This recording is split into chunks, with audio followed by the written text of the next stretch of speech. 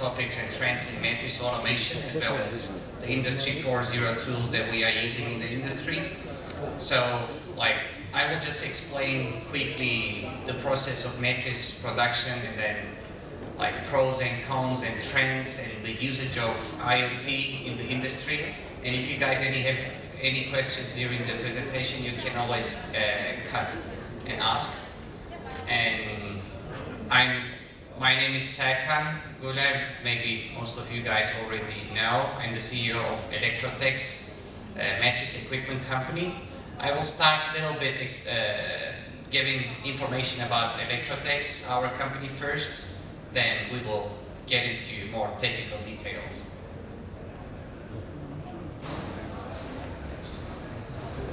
We, Electrotex, located in Bursa, we manufacture pretty much every kind of mattress production equipment, as well as foam cutting and foam production machinery. We are at 5 locations: India, America, Colombia, USA, Bulgaria, and Turkey. And then we are around like little over 300 people as the company itself, and we produce like more than 150 different machines, which includes 75,000 different SKUs of parts to be used in the machines. Yeah, like it's so called, and like in everyone's mouth, Industry 4.0 came to whole industries and like including our lives, and then it's very hot topic for the last 5 years, I can say. And for mattress industry, I cannot say it came very quickly. Like many industries, like even textile, automotive, like metal industries were much ahead compared to mattress industry, but last 10 years we see a lot more and more projects about Industry 4.0 and digitalization. Definitely Industry 4.0 brings consistency of product, automation, and then last 10-20 years we see a big trend towards like specializing the products, like mattresses as well. What we used to see 3, 4, 5 different types of mattresses in a mattress plant, multiply with sizes like hard, soft, medium. But nowadays we see like thousands of different SKUs in a single company, and then it's kind of very complicated to control the product consistency, sending right product, right components to right product to right customer. It becomes something that humans are struggling to manage in the long run. I will a little bit mention about the processes of mattress production. We definitely start with lamination, which is basically bonding different layers of mattresses together, and then we assemble them, then we cover them with the textile material, then inspection and packaging.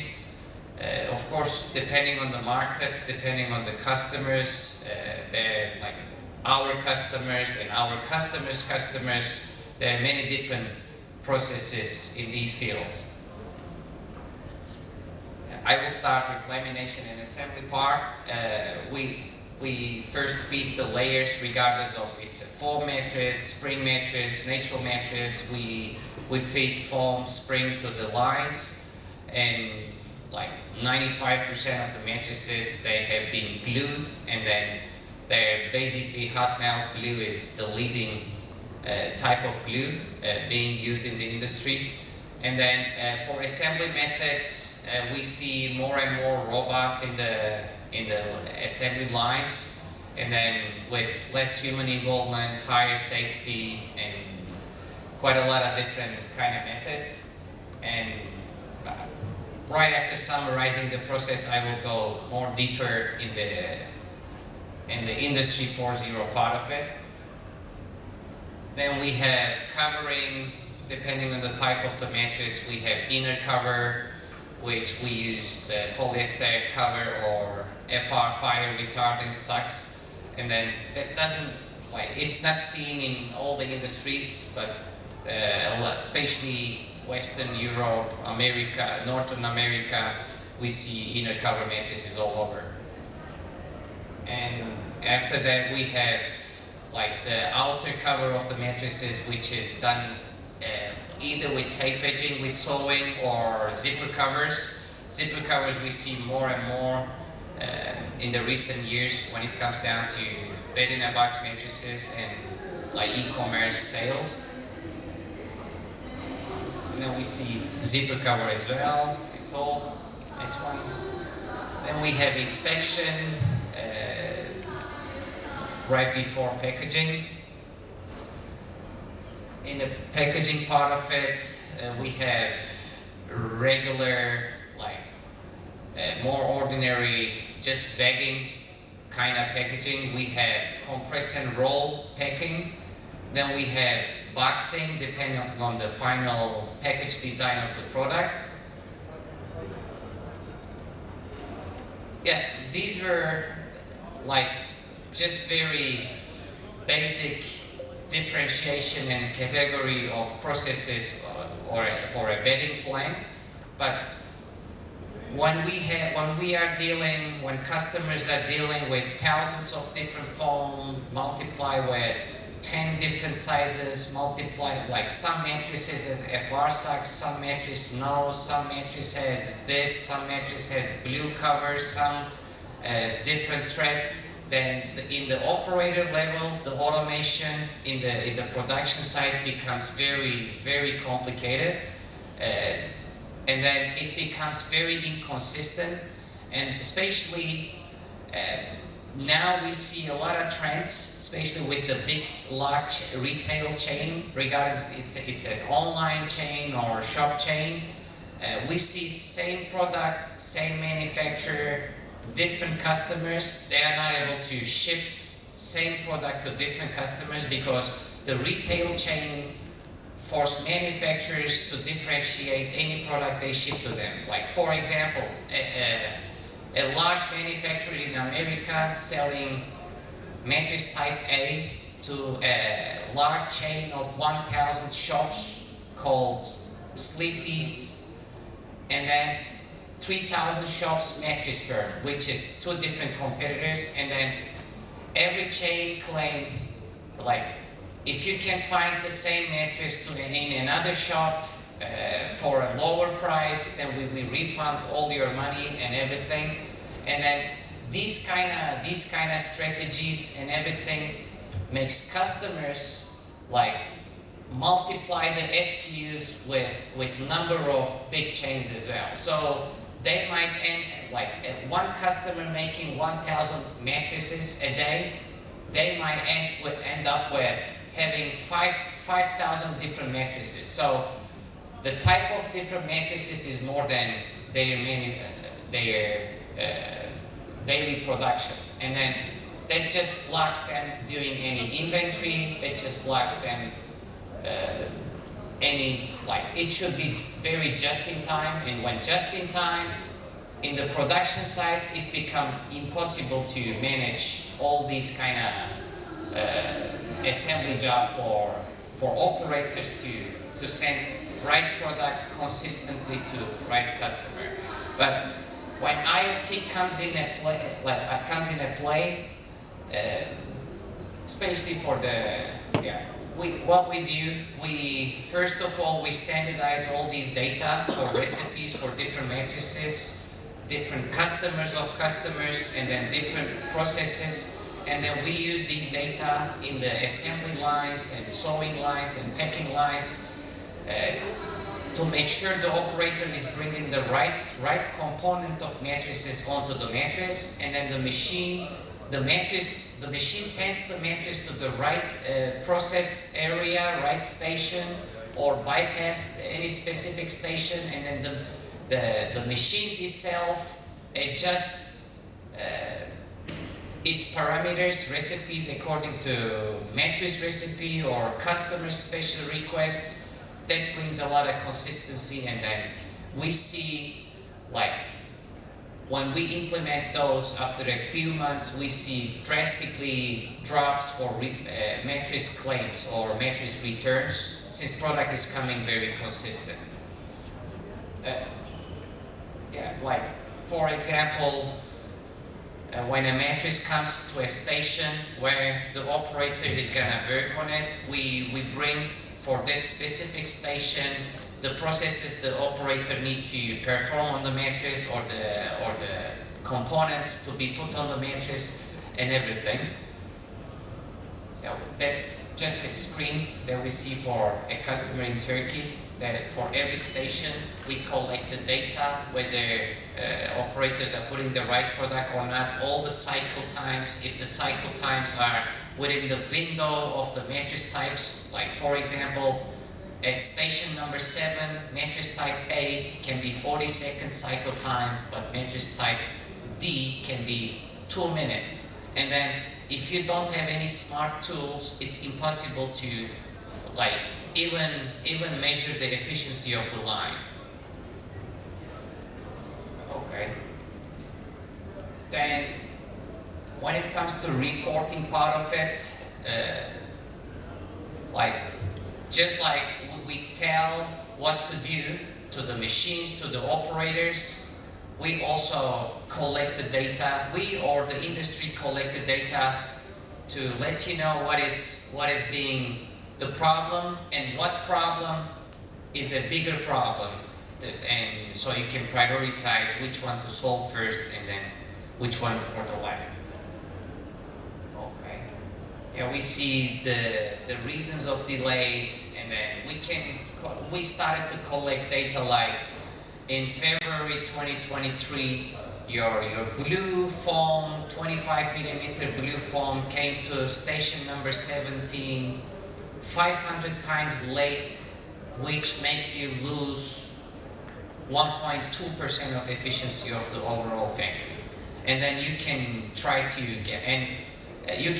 guess where the inefficiency comes from, and then we now even also interfere with some AI tools, like to see not the decision level, but to collect more data. And then when there is a pattern with because it's easier for AI to see a pattern in between data, so it can summarize the result more in a substantial way. Then quality reports and quality inspection with IoT also brings us a lot of advantage of seeing the problems on time, because what happens like a lot, we see a gluing or a sewing machine doesn't sew perfectly, and then the operator doesn't realize it because like where the operator sews, the result is behind the station, so they don't see it properly. And then once the inspection reject that mattress due to sewing quality problem, and then they just reject the mattress, reject the whole day, or sometimes they even miss it. And then by weekly or daily or next day, they report the operators or the supervisor because of those sewing problems, like 50 mattresses being rejected today. But with IoT, we know all the path this mattress gone through in the production, and whenever a mattress is rejected at the inspection section, and they just click the reason of problem, and then we directly inform person and the station who created this problem. And then the operators know basically my machine doesn't sew well, so I should do something before my problems are becomes 50 instead of 2. And then of course we collect all these data to show in selected periods like what kind of problems happening. And also like we see a lot of industry, doesn't happen in Turkey much yet, but we see a lot of truckload scheduling. Instead of making 20 of this mattress and then ship 5 to customer, keep 15 in the inventory, we see a lot my truck is coming 4 p.m. to deck number 17, and then these are my orders for that truck, and then people are just manufacturing to the truck, and then when they manufacture to the truck, we collect the customer information for a specific mattress, and then we bring this mattress stack in front of the trucks. So that when we use a lot of RFID tools, barcodes as well, but RFID is like more robust, and then those kind of tools also, at least if a truck is gonna be late, or if a product is gonna be late for a specific truck, we know it before truck comes, rather than just creating a chaos in the dispatch area. Yeah, this is just one example. We just have, with RFID, we know which customer this mattress is gonna go to, and then we stack in front of duck doors. Then a few different type of lines we just show. I don't know if it makes any sense for you guys, but just robots, feeding, lamination, covering, zipper covering, packing. Yeah, larger lines, smaller lines, okay. Assembly lines. Yeah, like you see, like they produce mattress at the end, but different mattress needs to, one type of mattress needs to go for inner cover, and then it needs to be cured, and I need to know after curing I have to wait at least 2 hours to bring it back to the line, and then okay, thank you. This is very general, but any questions?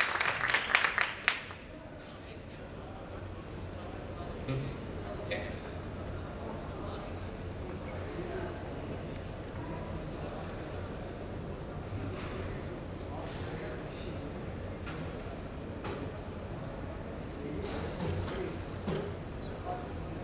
Mikrofon vardı.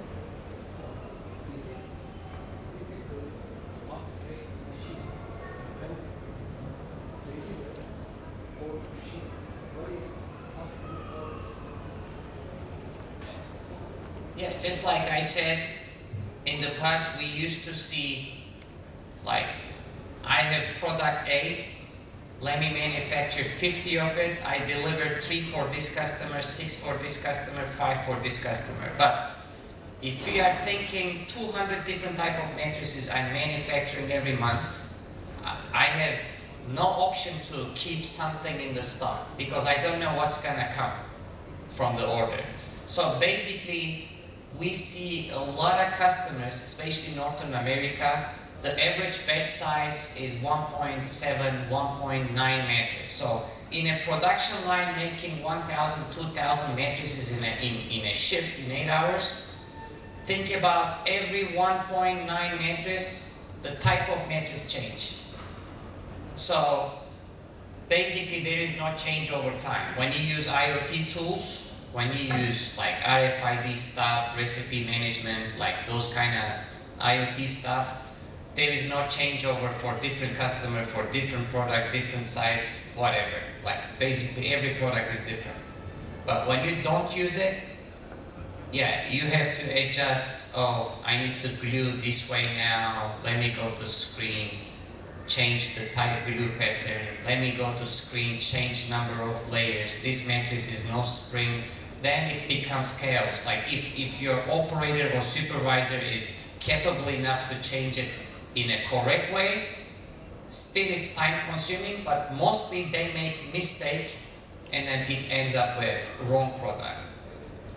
So if you use IoT tools to summarize, it's very easy. So you keep changing it. But if not, yeah, it's a chaos.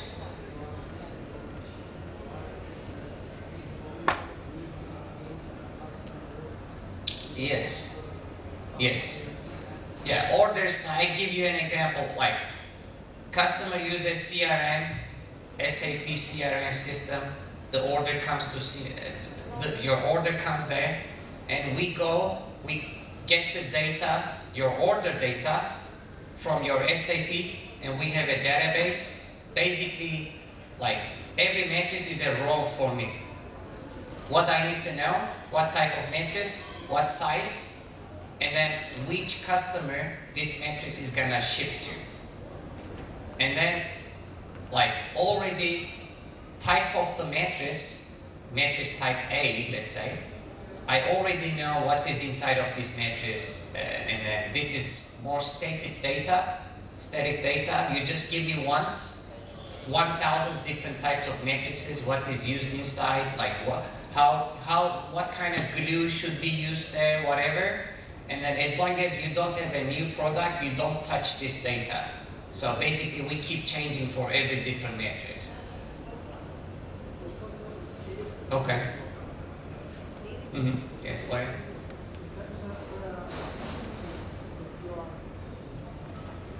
In terms of efficiency that you are focusing on, what is most difficult to manage? The mechanical part of a line, of a solution, or the data part? I wish the industry had more IT people, so we at least talk the same language while we are trying to integrate. Basically, if the IT team of the customer is strong enough, these are very easy, like few days integration, then we move on. But if you say SQL and database, and then they're just looking at your face, and you can understand that doesn't mean anything to them, then there is a big issue for IoT. But mechanical part, there is no problem, because we don't manufacture different machines for different products mostly. Like we don't make, like basically we ship same machine to New Zealand, to Japan or America, or India. It's the same thing. It's all about like bringing the data structure and in a same language, in a parametric language. Let's say I say, when I see glue pattern number 2, I adjust the machine to glue perimeter or center, zigzag, heavy glue, light glue.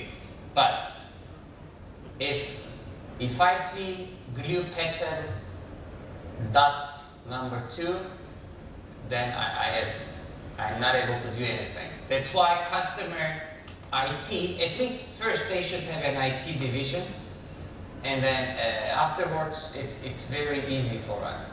And then rest becomes, the challenge becomes just making the system used. And there is nothing else. Thank you. Yeah, no problem. Thank you. Okay, thanks for listening.